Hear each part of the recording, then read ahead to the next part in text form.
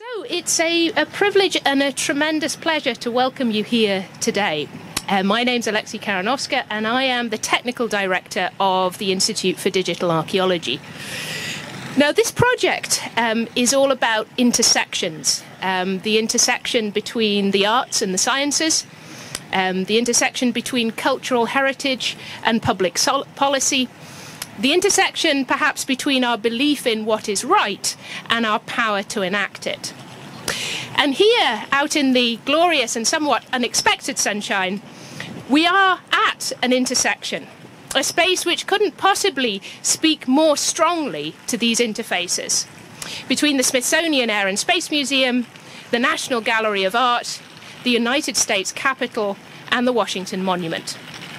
So I'd like to take a very brief moment to thank everyone who's worked so hard to put this installation together over the last several weeks, months, and days. Our colleagues at the Dubai Future Foundation, our friends in Syria and throughout the Middle East, Congressman Royce and Engels and their staff, the Park Service, the Parks Police, our logistics team, and our collaborators at Tour Art Studios in Carrara, Italy. And I'd also like to both thank and introduce our first speaker, our organisation's founder and executive director and the head of the Triomphale Arch project, Roger Michael. Dr. Karanovska, thank you. I'll be very brief. I know it's quite hot.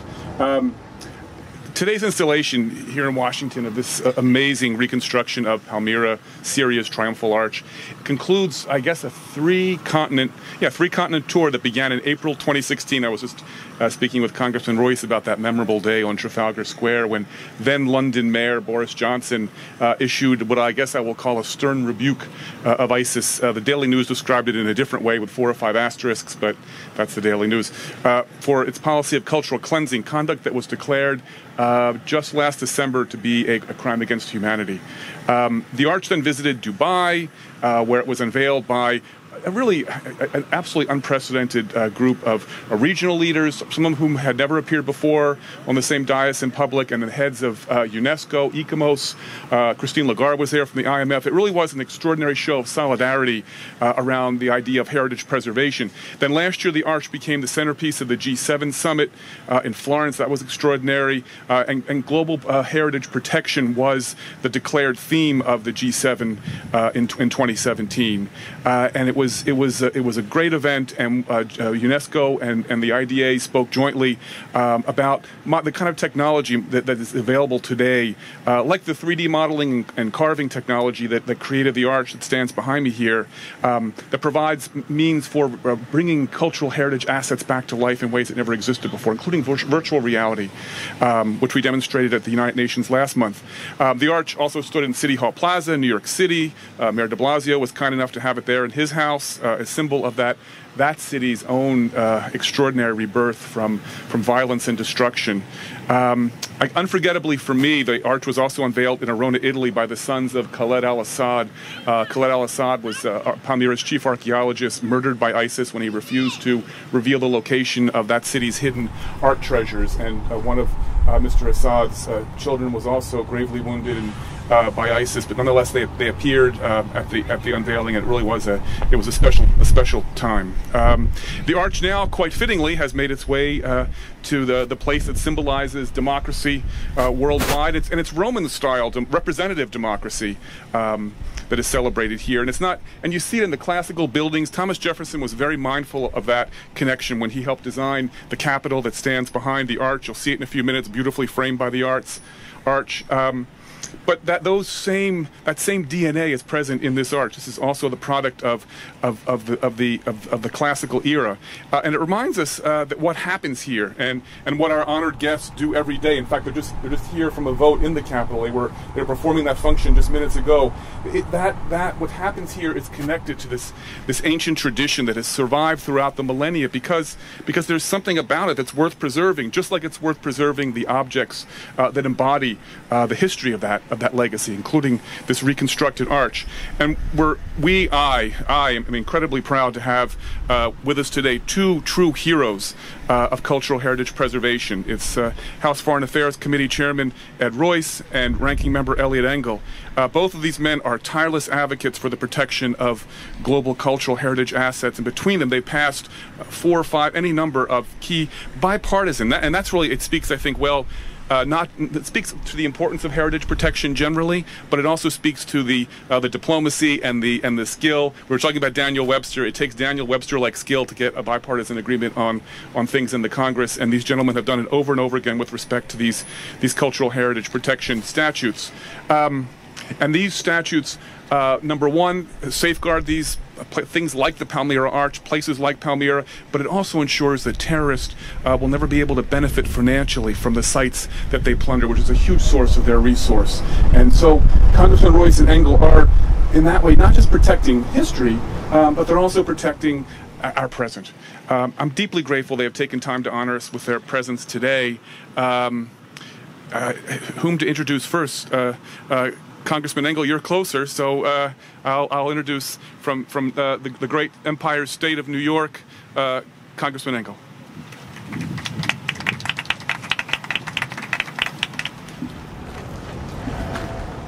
Well, thank you very much. It's really an honor to be here.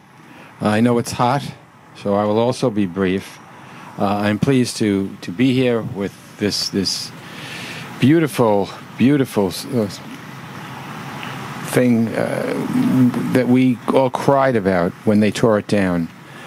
We were sick about it. I'm really glad we're able to recreate it here. I'm happy to be here with everyone, but especially my friend, Chairman Ed Royce of the Foreign Affairs Committee. Ed and I have worked together in the most bipartisan way in Congress. He's the chairman, so I give most of the credit to him. He's retiring at the end of this Congress, and I'll be sadder than anyone else to see him go, but I'm proud of the many legislative achievements we've made together as a team, and of course that's what we're talking about today as well. One of those accomplishments is the Protect and Preserve International Cultural Property Act. We authored the bill. President Obama signed it into law, and it's the sort of thing that flies under the radar but can make a big difference. And leading up to the passage of the bill, we had seen videos of ISIS and other extremist groups taking sledgehammers to ancient monuments and weapons of war to ancient civilizations. And tragic as these scenes were, we saw them alongside pictures of innocent people being slaughtered. So people would say, why should we care about these ancient artifacts when people are losing their lives? And the answer is, really, there's another element to this. We learned that whatever ISIS could get their hands on before they smashed the rest of smithereens, they were peddling on the black market. And they were selling these priceless, irreplaceable parts of history to help finance their campaign of violence and their killing of innocent civilians. So it really goes hand in glove. So I reached out to Ed and we put our heads together and came up with this bill. If ISIS was profiting from this looting and exploitation, that was a place we could clamp down. And this law slapped on tough new requirements to track and stop trafficking in looted artifacts. We sought to cut off a funding stream for these extremists, and I understand, and know Ed does as well, that it's not enough just to deny ISIS the profits they reaped from this destruction. When ISIS soldiers swung these sledgehammers, it wasn't a random act of vandalism. It was a deliberate campaign to rewrite world history. From the tomb of Jonah in Mosul to Yazidi shrines in Sinjar, ISIS decimated the very sites that preserved a record of the region's rich and diverse past. ISIS, in essence, tried to rewrite history. The triumphal arch of Palmyra behind us occupies a special place in that prolific history. For nearly 2,000 years throughout the ages of human civilization, this distinctive piece of architecture stood strong as cultures, religions, regimes came and went in the progression of human history. When we look at this beautiful arch, we're seeing through the eyes of ancient civilizations, and to have it right here at the Capitol, it's really extraordinary. And that's why I'm so pleased to be here, celebrating the tremendous work of the Oxford Institute of Digital Archaeology in recreating this masterpiece. The thugs of ISIS destroyed the physical arch, but we will not and never allow them to take that profoundly important piece of human history away from us, away from the people of Syria, away from anyone. This recreation honors this part of our world's heritage. So by being here today, we stand shoulder to shoulder. Our voices is one. We will not let the terrorists erase history. We are in solidarity with the people of Syria who have been subjected to such unimaginable horror by ISIS and the Assad regime. This disgusting tactic didn't start with ISIS. Throughout history, groups have used the destruction of historical sites as a tool for spreading terror and rewriting history. We all remember in Afghanistan when the Taliban wiped out the Bamyan Buddhas in March of 2000. During the Holocaust, the Nazis systematically targeted Jewish property as part of their own effort to wipe out an entire race. Just as it didn't start with ISIS, it won't end with them either, so we need to stay vigilant. We need to stay committed to preventing this barbarity from occurring. We should continue enforcing and updating critical laws like the Protect and Preserve International Cultural Property Act. And we must remain dedicated to remembering these cultural masterpieces that ISIS destroyed. Projects like this recreation of the Arch of Palmyra are a critical way to celebrate these iconic pieces and keep them very much alive and present in our collective consciousness. So I'm proud to be here today honoring this extraordinary endeavor. I thank you all for coming, and as always, I'm proud to stand with my friend Chairman Royce. Thank you.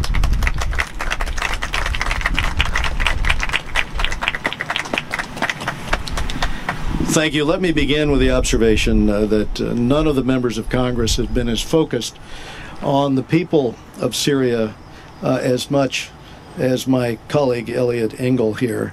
The first legislation that was brought before the House, the first discussions we ever had with the president at the time, Eliot raised the point that it was the people in Syria who were walking saying peaceful, urging those gradual attempts to bring about some reform, to bring about a more democratic governance in Syria, and those leading those walks were shot with automatic weapons, and that is sort of seared into our memory. But for me, what's seared into my memory is the conversations he had with the President of the United States at the time and with the rest of us in order to try to rally us. There are really two great ironies in this story here today. And the first irony is that it would be the monumental arch of Palmyra that faced destruction after 2,000 years of what it represented. It had a special place in history, in the minds and the memories of people in that region. That's probably one reason why it survived the Crusades, survived under Christian rule, under Muslim rule, under all the many wars. But it was what it represented to everyone. And what it represented, in a way, was the First Enlightenment. You had there a queen in Zenobia who represented someone who was not only a leader, but spoke Syriac, Egyptian, ancient Greek, spoke Latin, was the leader not just of this center of learning and center of philosophy, but was also the leader of Egypt and the Levant around that area. And when you consider that it was the fact that this represented for history this center of learning, that is what ISIS wanted to destroy, I think Eliot had it right. It is very memorable that their first targets was Buddhism and its history in Afghanistan, and for the Taliban, for Al-Qaeda, it was, an attempt to destroy history and what it represented. The Enlightenment at the time, the ideals in philosophy at that time, are in many ways, as Roger said, what we see around us here. And Alexei, thank you for what you've done and what Oxford has done in making certain that this chapter of history is not forgotten. because now 2,000 years later we have those whose very ambition is to destroy recorded history and evidence of it and rewrite history.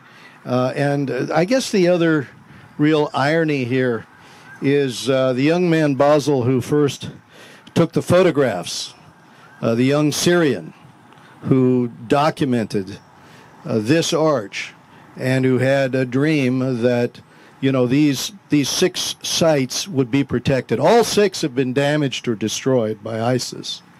But his efforts here, those photographs exist, even though he himself was taken into custody by the Assad regime, tortured, and then killed.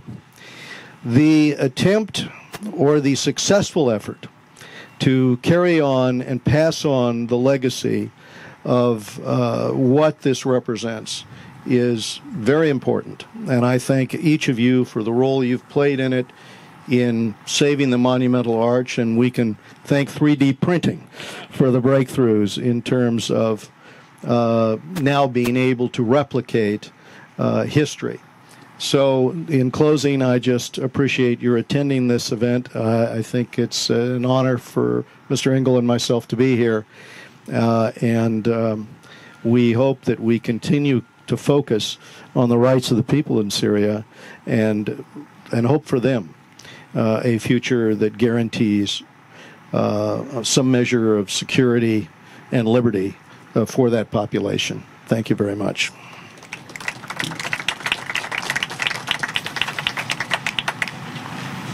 Now comes the fun part and the unrehearsed portion of the proceedings. That is unveiling the arch. And depending on which way the wind's blowing, this could go very well or very poorly.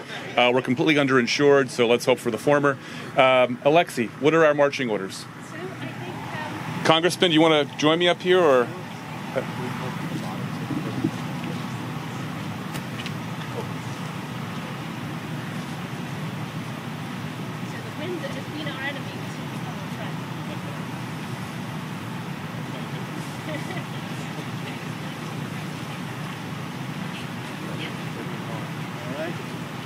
Ready?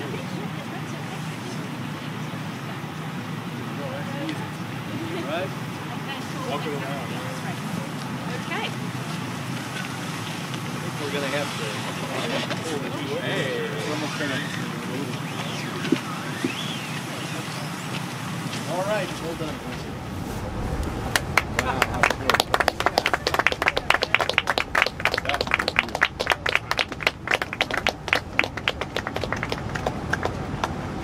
Can we get a photograph of you two gentlemen of the arch? Should we? Can we remove the Can you fit here?